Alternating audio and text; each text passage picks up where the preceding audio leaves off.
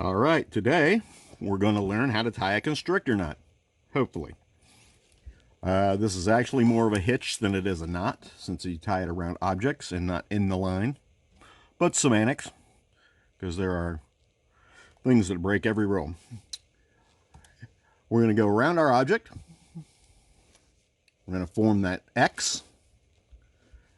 Now this is similar to the clove hitch, but instead of coming up through this area, we're going to go over this, our standing part, and right through the middle of that X.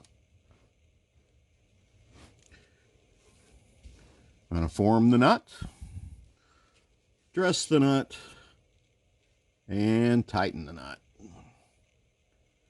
Direction of pull through this knot is right through the center. As you can see, we can pull this pretty tight and it does not slip.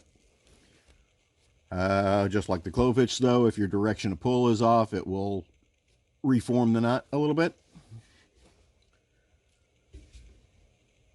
And we've talked about it before. Remember, there are about 4 main reasons that knots fail. They're tied wrong, they're used wrong, they're tied in the wrong material, or the material is damaged. One more time slow. Around our object, we made that X. Instead of going here for a clove hitch, we're going to go through the center.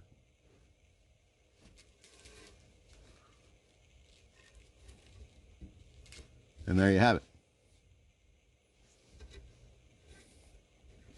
And last time, slow. Around the object, back over,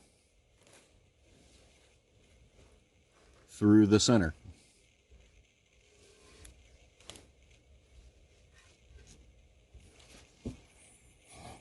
And there you go.